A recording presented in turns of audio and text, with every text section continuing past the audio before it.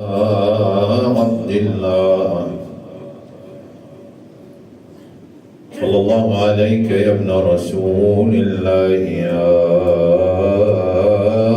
رحمة الله الواسعة ويا باب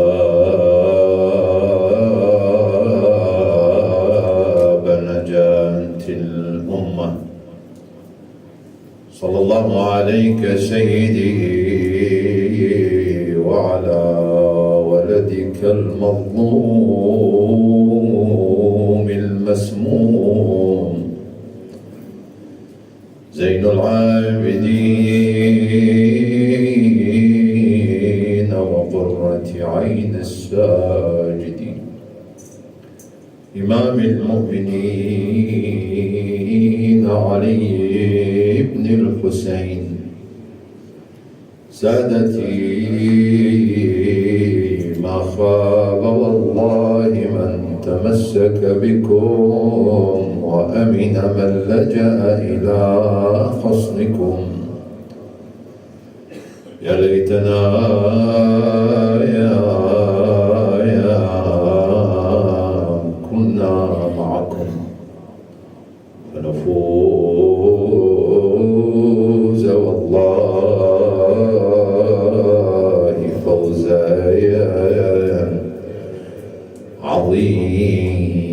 عظيما. من أراك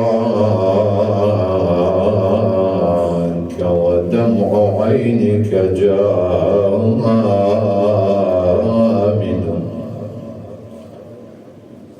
أو ما سمعت بمحنة السجاد قلبوه عن نطع مسجل فوقه فبكت له أملاك سبع شداد ويصيح وغوثاه أين عشيرتي وكمانت قومي أين أهل ودادي منهم خلايا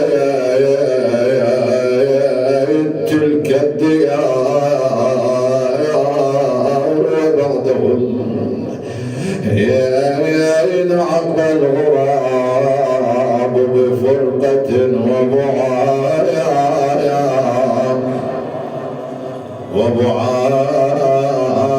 وبعادي أقاد أسير لين في دمشق كأنني من الترك عبدا غاب عنه نصير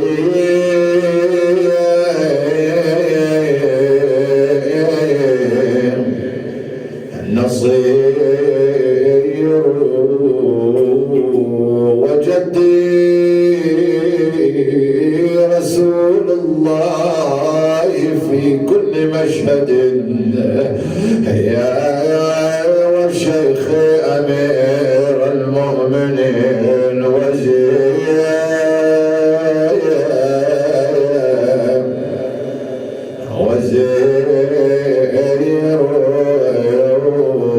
بالشام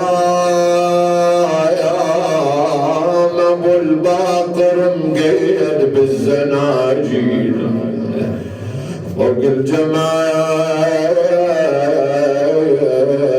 ودموع عينه تشبه السيل فوق الجمال والجامعة مأثرة بجيدان ويزيد في كامل مراده يا مع جنوده مكيف يغني والعريس يصيح بالويل يصيح أنا راح الدولت وظليت وحدي من هالنواعي هالحرام علمت شبدي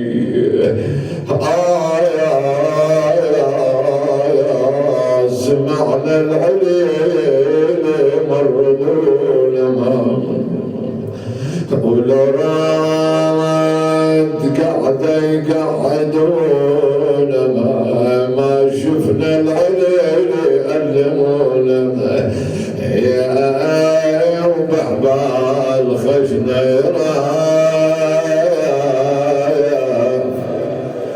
يا بطول لله الأمر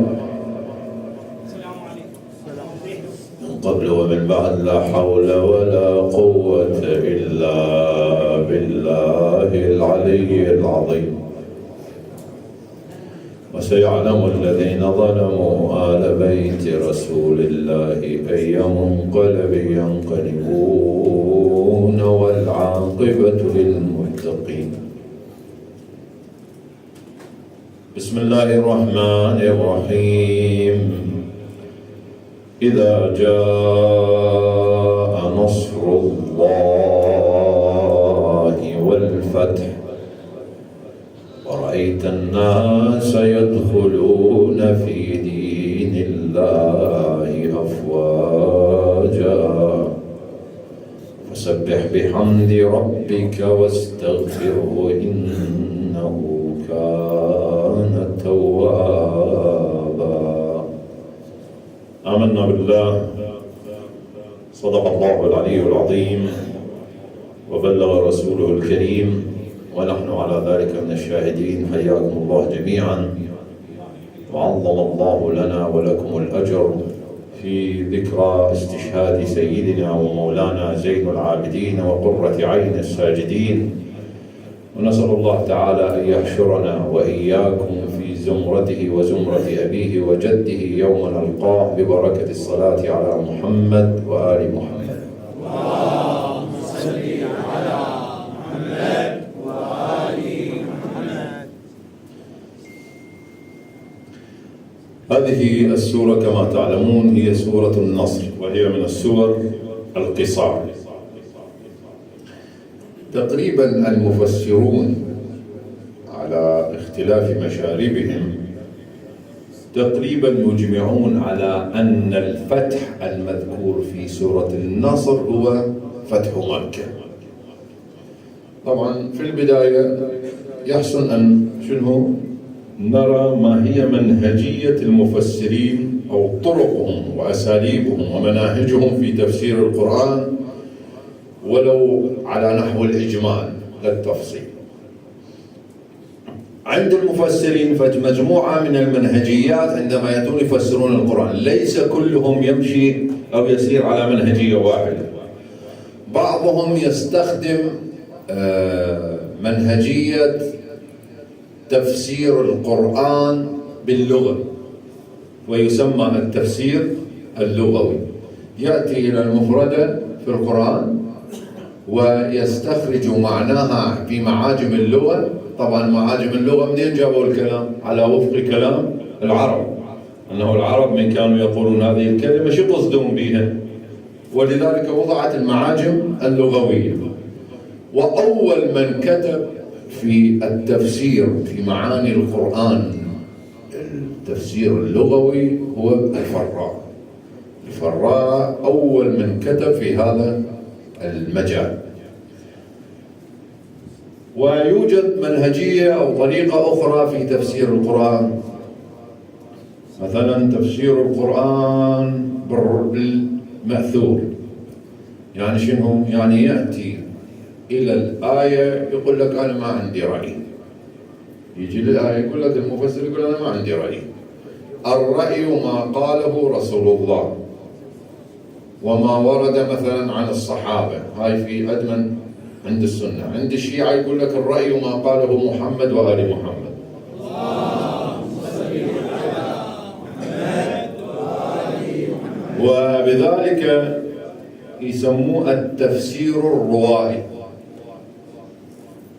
طبعا على كل التفاسير شنو اكو؟ نقطة قوة ونقطة ضعف، في كل منهجية توجد نقطة قوة ونقطة ضعف. يوجد التفسير بالرأي، هذا يسمى تفسيرا لأنه في الحقيقة ليس بتفسير، هذا إقحام الآراء الشخصية والأهواء، جعلها هي التي تحكم على تفسير القرآن، وهذا ليس بصحيح. ويوجد من أفضل الطرق ومن أفضل الأساليب في تفسير القرآن هي تفسير القرآن بالقرآن، الذي استخدمه العلامة الطبطبائي رحمة الله عليه. هذا ما يجي من عنده يجي، لا، يقول لك أنه القرآن يحمل مفاتيح تفسيره في داخله، الإنسان يجب أن يتحرى. أزيد على هذه الخطوة بتفسير يسمى التفسير الموضوعي. هذا يستخدم أسلوب تفسير القرآن بالقرآن، ولكن يستخدم وحدة موضوع. مثلا يأتي إلى ذكر السماء، يقول لك شنو معنى السماء؟ شنو يقصد القرآن بالسماء؟ فيجمع كل الآيات التي وردت فيها ذكر السماء، يجعلها على شكل مجموعة واحدة، ويعاين كل آية شنو الارتباط مالتها بالآيات السابقة في موقعها كتنجيم، ثم يخرج بحصيلة بعد أن يأخذ بعين الاعتبار بعض الآيات تكلمت مثلا عن السماء من دون أن تذكر اسم السماء. هواي الآن مثلا نضرب لك مثل، هواي الله سبحانه وتعالى تكلم عن الإنسان بس ما جاب لفظ الإنسان، كأنه في الخطاب واختلاف ألسنتكم وألوانكم. طبعا جاي يحكي ويانا، طب يحكي ويانا، فهواي جاب مثلا طاري الإنسان وما قال لفظ الإنسان. فكذلك كثير من المواضيع، هذا يسموه التفسير الموضوعي. على وفق هذا التفسير اللي هو تفسير القرآن بالقرآن والتفسير الموضوعي، الكثير من المفسرين ذهبوا إلى أن الفتح المقصود في سورة النصر هو فتح مكة.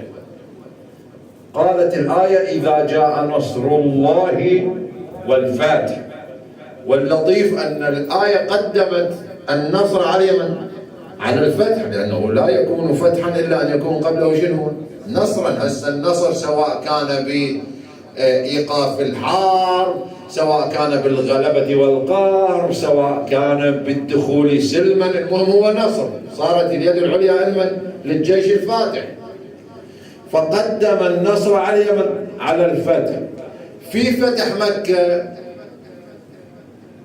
دخل النبي صلى الله عليه وآله إلى مكة ومعه ألوف، والراية كانت عند سعد بن عباد أو ابن عبادة، زعيم الخزرج وقائدها وقائد الأنصار وزعيمها.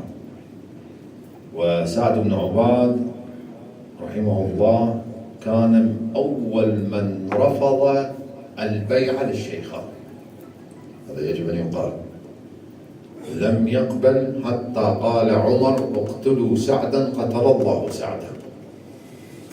وبعدين سووا لهم فد مؤامرة وعلى أن سعدا قتله الجن. على أي حال هي المؤامرات السياسية بكل مكان من ذاك الوقت، قبل ذاك الوقت. على أي حال هذا سعد دخل إلى مكة ينادي اليوم يوم الملحمة، اليوم تسبى الحرمة. النبي صلى الله عليه وآله يمشي، التفت إلى علي قال يا علي أدرك سعدا؟ إن شاء الله مو هكذا، ونادي في الناس اليوم يوم المرحمة، اليوم تصان الحرمة. احنا ما جايين نسفك دماء، ولا جايين نهتك أعراض، ولا جايين نهتك حرمات، احنا جايين نفتح بيت الله لنخلصه من مظاهر الشرك. فأخذ الراية منه ونادى بهذا النداء، ونودي أنه الجميع له الأمان. فإجا منه، إجا أبو سفيان ومعاوية وصفوان، وبعد من لفهم من بني أمية وغيرهم أحلافهم اللي في مكة، فجابوهم للنبي. قال: ما تظن أني صانع بكم اليوم؟ شو أسوي بكم؟ قال: لولا أخ كريم وابن أخ كريم. قال لهم: اذهبوا فأنتم الطلقاء. يعني شنو إخواني الطلقاء؟ يعني أنتم حكمكم شنو هو؟ القتل والقهر والاستعباد، إلا أنه أنا شنو هو؟ تركتكم، عفوت عنكم، وإلا مثلكم حكمه أن يذل. فهاي شنو هو؟ حملهم جميل. يقول كما يقول أمير المؤمنين: العفو عند المقدرة. هي هنا تبين ترى الرجال، هنا تبين المعادن. العفو عند المقدرة. طبعا هاي العفو عند المقدرة مو بساحة الحرب بس، لا، لما أنت تكون لك اليد العليا في مال، واللي قدامك مثلا إنسان فقير وتشوفه صح ظلمك وأنت صار تحت يدك، شو تقول له؟ تقول له: عم روح، العفو عند المقدرة. تمام. وهكذا في القوة، وهكذا في العمل، وهكذا في المال، في أي شيء. ليش زينب سلام الله عليها من وقفت قدام يزيد ايش قالت له؟ قالت له: أفمن العدل يا ابن الطلقاء، ذكرته: تخديرك حرائرك وإماؤك وسوقك بنات رسول الله سبايا. يا لعين يتصفح وجوههن الشريف والدليل. واحد من العلماء يقول، قاعد واحد من الخطباء يقرأ مصيبة، قال: ودخلت زينب على ابن زياد. قال لك 3 أيام هو يبكي. مولانا شنو القضية؟ قالوا: هي من زينب بالطب على ابن زياد. شنو ابن زياد وقيمته؟ وزينب ايش كبرها؟ يعني الزهرة زينب، القسم الثاني من فاطمة، النسخة الثانية من فاطمة، بتعبيرنا بين في اجتماعيا قياديا ثقل معنوي، أما في قرب من الله لا، فاطمة لا، أعلى طبعا. ومنه زينب ومنه ابن زياد، وزينب تدخل على ابن زياد. أفمن العدل تقول له يزيد: يا ابن الطلقاء، تخديرك حرائرك وإماؤك وسوقك بنات رسول الله سبايا، يتصفح وجوههن الشريف والدنيء، ليس معهن من حماتهن حميم. هذول الطلقاء. زين، النبي من دخل مكة شنو سوى أيها الأخوة؟ أنا ترى كلامي هاي كلها مقدمات، أنت شاهد به، بعدين نجيكم، كلها مقدمات. النبي شنو سوى؟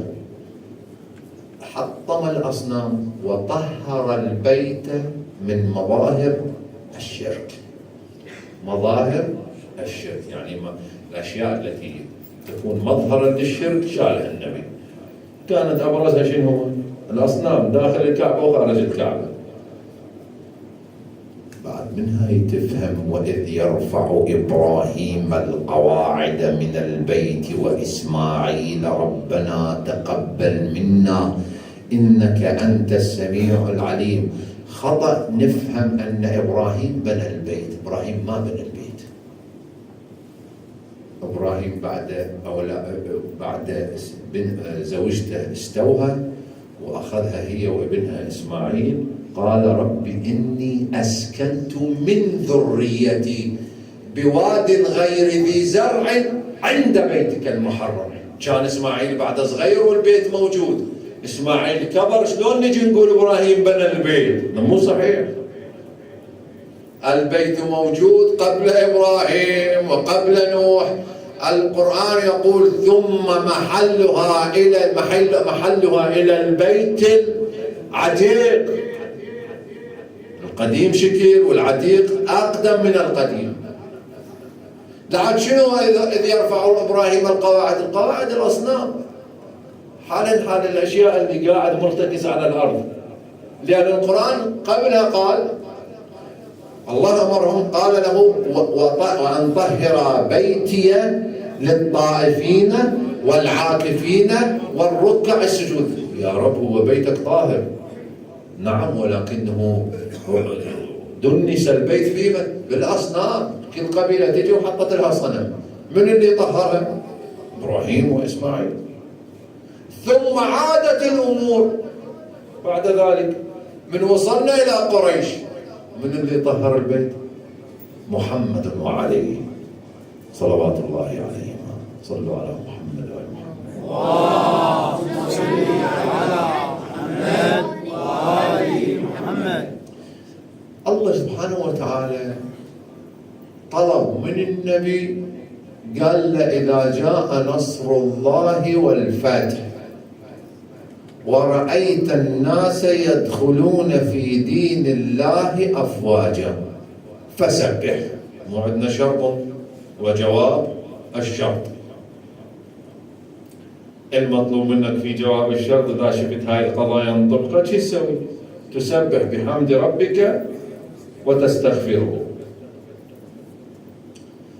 هو دين الله شنو هو الذي يدخلون فيه الناس أفواجا؟ على طريقة التفسير بالقرآن. بمن؟ بالقرآن. بسم الله الرحمن الرحيم. إن الدين، لو واحد جاي يسأله يقول دين الله شنو هو؟ يقول لك القرآن يجاوبك إن الدين عند الله الإسلام. وبعد ومن يبتغي غير الإسلام دينا فلا يقبل منه. زين يا رب شنو هو الإسلام؟ عم القرآن يجاوبك قال بلى من أسلم وجهه لله وهو محسن. زين وبعد القرآن يجاوبك شو يقول؟ يا أيها إن الذين آمنوا والذين هادوا والصابئين والنصارى من آمن بالله واليوم الآخر. إذا أنا صار عندي شيء إيمان بالله واليوم الآخر. وين المسلمين بالموضوع؟ إن الذين آمنوا والذين هادوا والصابئين والنصارى. المسلمين وينهم؟ شوف ما قال إن الذين أسلموا، لأن هؤلاء كلهم فيهم مسلمون. يا هو اللي يؤمن بالله واليوم الآخر ويعمل صالحا. إذا الإسلام حدوده العامة الإيمان بالله والإيمان بيوم القيامة والعمل الصالح. بعد اللي يخرج عن ذني الخطوط الثلاثة شبيه؟ ليس بمسلم. لذلك النبي شنو قال؟ المسلم من سلم الناس من لسانه ويده. لأنه المفروض من عنده شو يسوي؟ هو يعمل صالحا. واللي حاط العالم ويهزر بيها بإيده ولو بلسانه هذا عامل صالح أو عامل سيء؟ يعمل سيء، فليس بمسلم. بعد انت من تلزم لك واحد مخالفك بغير مذهب. هسه الجماعه هسه ايش جاي يسوون؟ هذا المزين شواربه وهذا الذابحه وهذا المدري شنو. لك وينك وين الدين انت؟ وينك وين الاسلام؟ انت تريد تخدعنا؟ انت تعود تريد تقشمرنا متكسره، كل شيء تكسر على رؤوسنا. بعد ذني الملاعب والسوالف ما يعبرون علينا. عود باسم الدين ومطول لحيتك وانتم في الغرف المظلمه تابعين لجهات اخرى. لا، هذا بعدني. الله يرحم سيد حسن رحمه الله عليه، سيد حسن نصر الله، يقول هذولي اذا سقطت سوريا بيد ذولي راح يجوكم ناس ما تدري بهم دادي لا عقيل، كل شيء ما عنده، ما تفتهمه شنو هو، شنو يريد ما تدري. زين، اذا الدين عند الله الايمان بالله واليوم الاخر والعمل الصالح. جيد. الله تعالى يقول فسبح بحمد ربك واستغفره. هسه قبل ان ادخل الى الحمد شنو فرق عن المدح؟ مع العلم الماده ايش فيها؟ ماده لغويه واحده. اكثركم اساتذه وجناب الشيخ اعرف مدح وحمد من ماده واحده، ميم حاء دال، حاء ميم دال، نفسها مدح ثلاثي. هسه نرجع لها، بس اقول قضيه. الآن هذه الآية إذا جاء رسول الله والفتح ورأيت الناس يدخلون في دين الله أفواجا فسبح بحمد ربك، هل هي خاصة في النبي ولا تنطبق على غيره، أم يمكن أن تسير بسير الأجيال؟ يعني كلما حصل نصر وفتح تكليفنا أن نحمد ونستغفر. يا هو هي خاصة بس بالنبي؟ لو شنو تسير بسير الأجيال؟ لا، تسير بسير الأجيال، لأنه إذا هكذا كثير من الآيات شبيه تموت. مو القرآن شبيه، القرآن يجري في الناس كجري الليل والنهار، ما يموت. بس هنشوف وين قضية الحسين استخدمها سلام الله عليه، شنو علاقة الموضوع بإمام السجاد سلام الله عليه. أنا ما ناسي المناسبة. الحمد ما هو أيها الأخوة؟ قبل الحمد المهدي سلام الله عليه عجل الله فرجه. المهدي قال الله سبحانه وتعالى سوف ينصره وسوف يفتح العالم على يديه. بيا فتح، بأي فتح؟ هل سوف المهدي ينشر لا إله إلا الله محمد رسول الله علي ولي الله الإيمان بالأئمة الاثنا عشر، لو خطوط عامة؟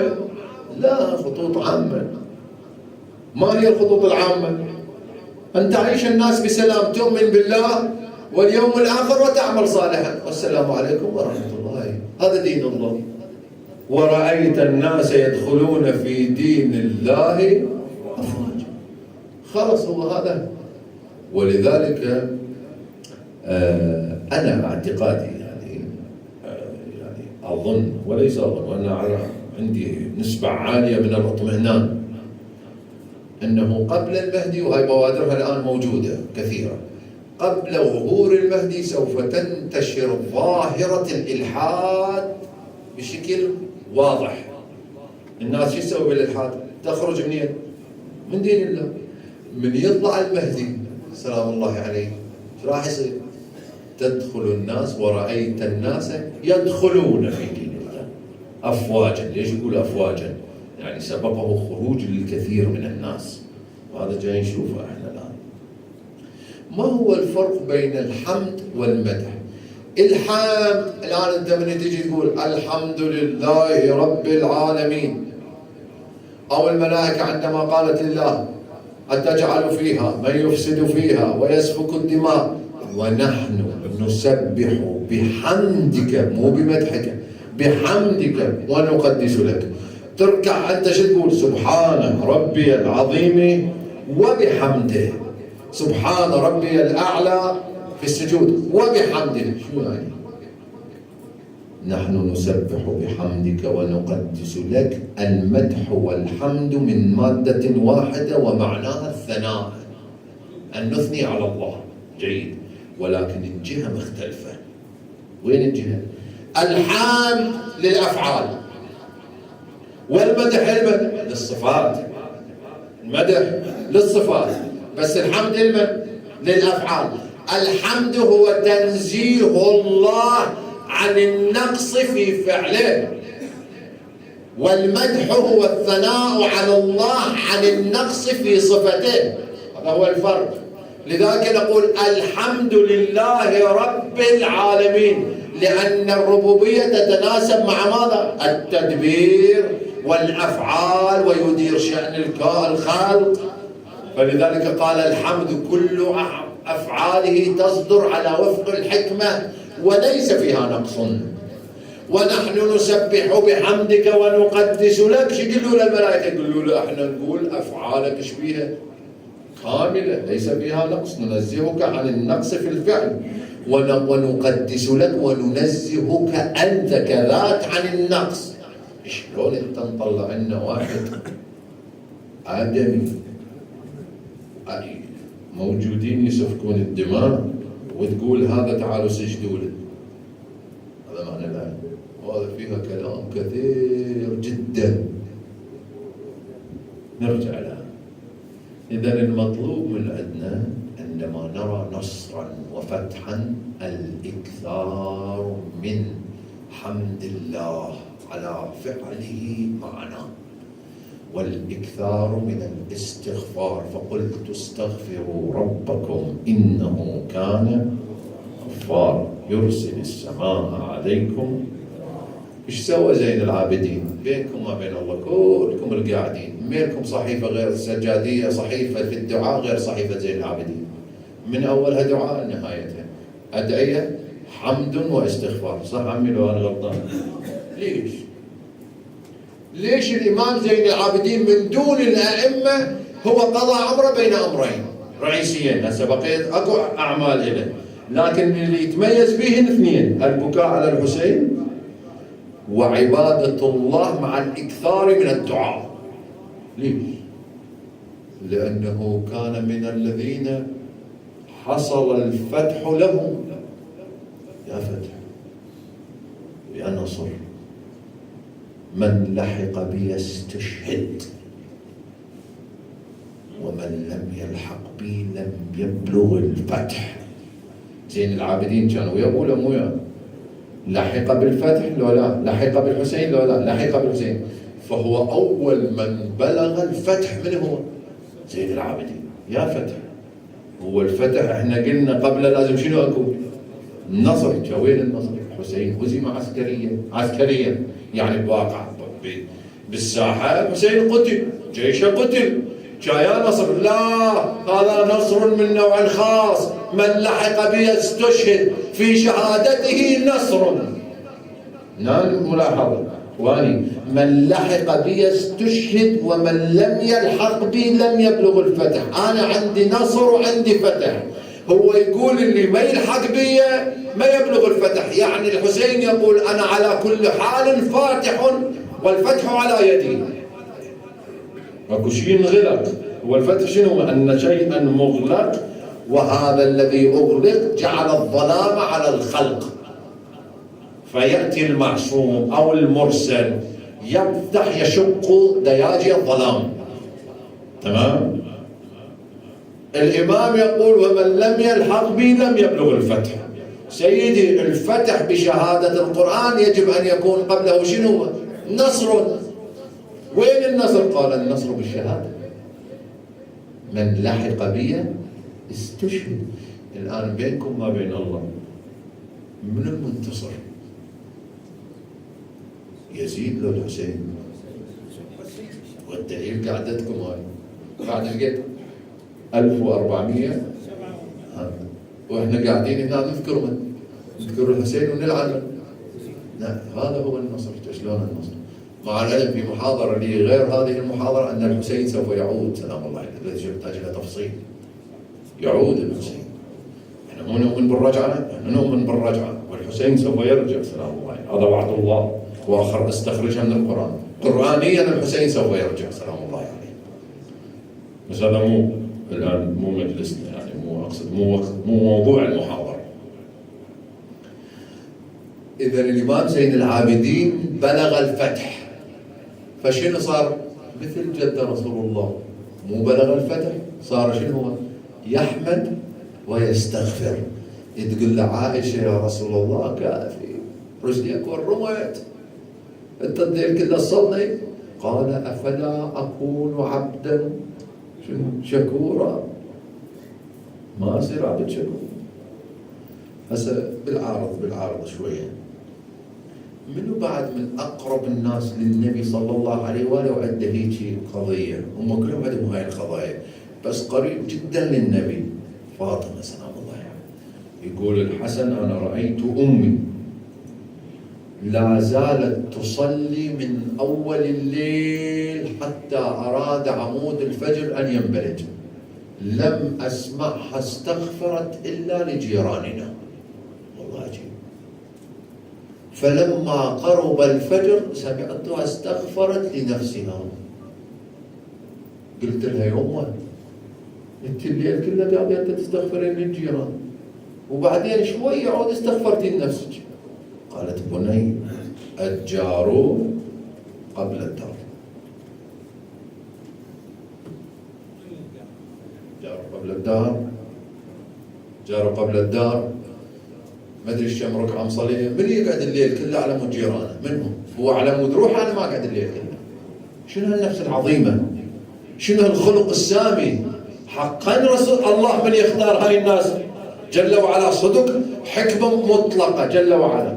شنو هالهمة العالية، شنو هالنفس القدسية الذي يقعد يستغفر والله شنو جيراننا، شنو العظمة هاي. هذا هو من أبوها ومن زوجها. الله أكبر. رسول الله صلى الله عليه وآله يقف للصلاة حتى تتورم قدماه على نفس المنوال زين العباد. ليش؟ لأنه بلغ الفتح. فصار القرآن شنو؟ هو القرآن شعارهم، لازم يحمد الله ويستغفروا. وهم يجي للباقر يقول له أبا أنت ارفق بنفسك. قال له بني ناولني تلك الصحيفة. شو اعطيني ذيك الصحيفة؟ فتحها رماها بكى. قال له من يبلغ عبادة علي؟ ليش؟ لأن علي ممن بلغ الفتح مع من؟ مع رسول الله صلى الله عليه وسلم. إخواني ترى القضية شيء، قضية دين مترابط. أهل البيت دول مو ناس عاديين، القرآن نزل في بيتهم، هم يعرفون. ولذلك الإمام زين العابدين حتى ما تضيع القضية تلقى هذا قال ايش سوى أبوك؟ مو تاليتها انقتل وانسبت نسوانكم، وين النصر؟ قال له إذا أذن المؤذن تعرف نصرنا وين، صح؟ إذا أذن المؤذن تعلم من المنتصر. لأن الظاهر يزيد كان يريد شو يسوي؟ ما كل شيء ما.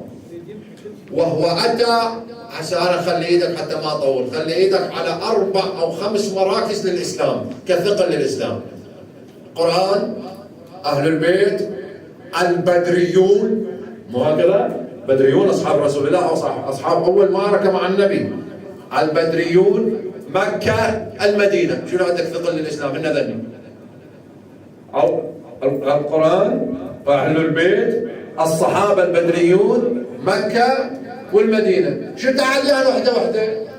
مكة قصفها بالمنجنيق وحرق أستارها. المدينة استباحت 3 أيام ولم تبقى عذراء، 1000 عذراء انتهكت، ووصل الدم إلى محراب رسول الله. وربط القائد مسرف بن عقبة ربط الدابة مالته في محراب النبي تتبول فيه. أهل البيت طفاهم. القرآن قال لعب تاشم بالملك فلا خبر جاء ولا واحد نزل، يعني هذا كذب. ومن بعد الصحابة لم يبق بدري بعد استباحته للمدينة، طاردهم كلهم، شكوا بدري قتله، فقتل 80 بدريا اللي باقي طول حياتهم صفاهم، ولم يبق بعد استباحة المدينة بدري. غير الصحابة الباقيين اللي قتلهم، قتل 700. هو أمر بقتل 700 من الصحابة، قائد الجيش مالته، بضمنهم 80 بدري. لم يبق بدري بعدها. شبعت شنو بقي بالدين؟ هو أصلا راد ينسف الدين. هو دخل في وهم أنه إذا فعل ذلك قضى على دين محمد. الحسين مشاه بهذا الوهم مالته، خلاه يوغل في الأمر بأن يقتل الحسين. حسبا يزيد حسبها أنه إذا قتل الحسين انتهى الأمر، ولكن الحسين بقتله بدأ الأمر من جديد. نعم. مسألة وظيفة زين العابدين في أمرين: تكليفه الأول ما نستشفه طبعا، احنا أقل من أن نعرف تكليف الإمام بالضبط، بس اللي مستشفه من القرآن والسنة والروايات. أول شيء يبقي قضية الحسين حية، بمن؟ بالبكاء على الحسين. والثانية كثرة دعائه وحمده واستغفاره ليبين لنا ترى احنا انتصرنا، احنا انتصرنا. ما دامت انتصرنا شو وقت؟ ما دامت قضية الحسين مستمرة، فنحن منتصرون اليوم وباكر وعقبة وإلى أن يرث الله الأرض ومن عليها. ما دامت قضية الحسين مستمرة فنحن نرفع راية النصر والفتح. ويصدق فينا قول رسول الله صلى الله عليه وآله في دعائه لعلي: اللهم انصر من نصر عليا. تمام؟ هذا دعاء النبي. ولكن الجانب المأساوي في حياة الإمام زين العابدين أنه واحد عايش الحزن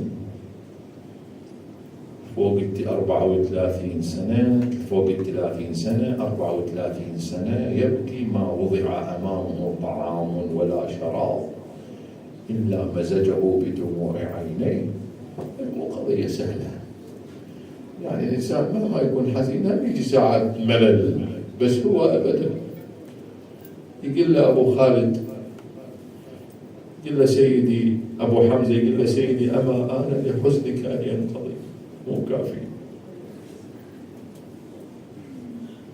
قل له يا أبا حمزة لا تلومني، لا تلومني،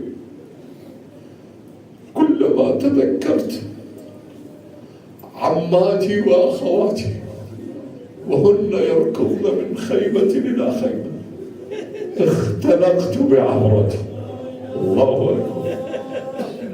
زين هي كم صورة أنت زين العابدين؟ منا عمات وأخوات يشردن من النار، منا من حطهم بالخرمة، منا مقتل الحسين.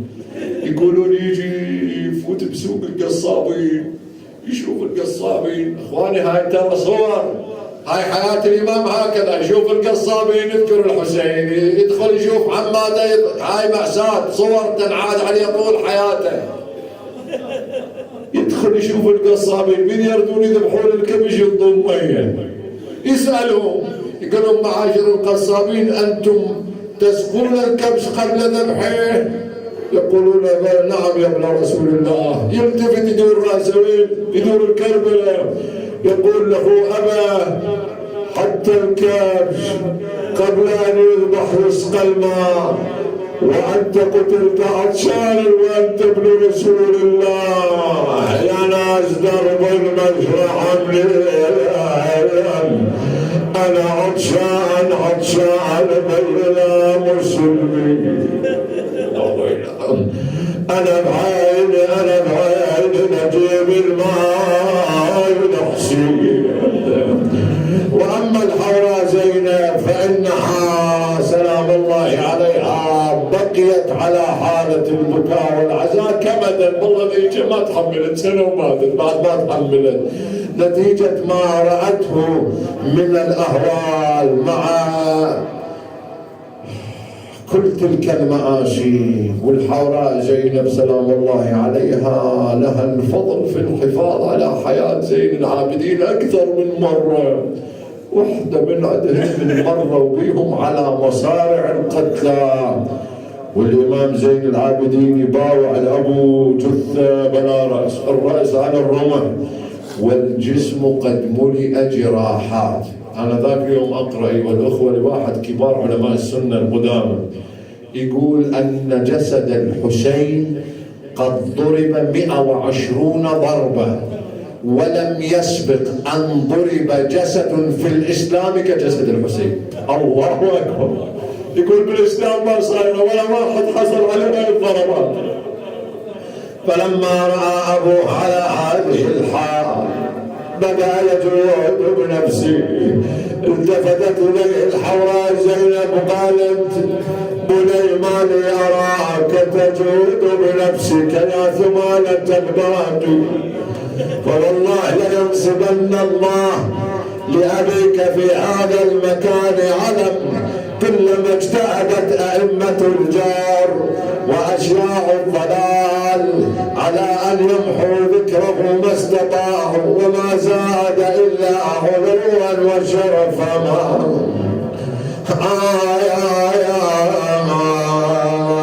لما انحدى الحادي بودايع الهادي لنزينب تنادي بهونك يا حادي، لو بينا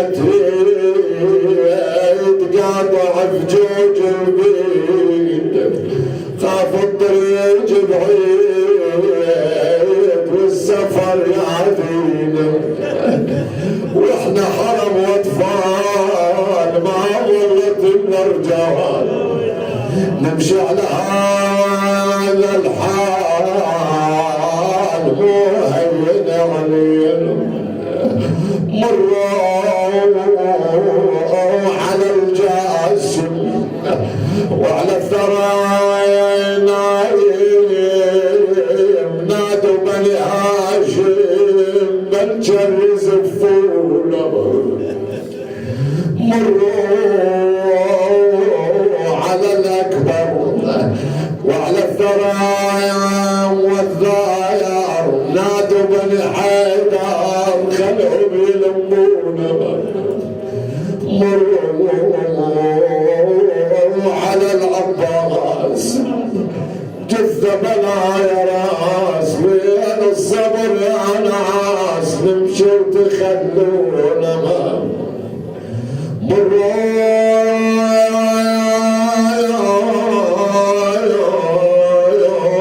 على ابن امي وعلى الثرى مرمي نادوا بني عمي خلوهم يدفنونا انا ودعتك الله يا عيوني يردون عنك يبعدوني شبرخوا الا يباروني لقيت اخوتي وما جاوبوني لا للحمية ما تجوني من يد العاد تخلصوني ومروا بهم على اجساد القتلى الله اكبر والامام ينظر الى ابيه على هذه الحال وحادث عن يستعجلهم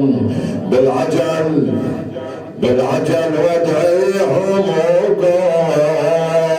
وقوم الظعن شايب وادعي عزيزك عالثرايا فوق المحام وسخوتك وياك من فوق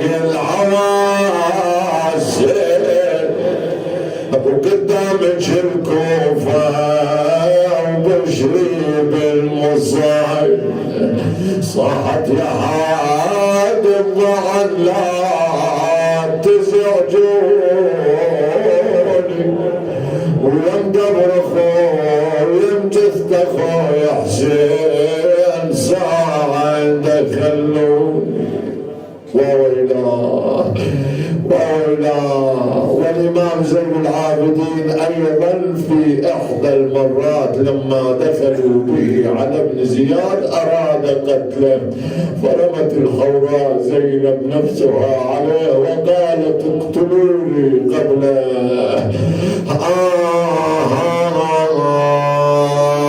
أنا شو أسوي لو أنا عباس عندي مجان هذا على الازدي ولا ألموا بالخبر زندي والله ولا ألموا بالحبل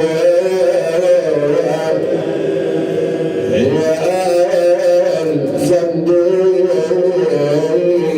رحم الله الضائعات اللهم صل على محمد وآل محمد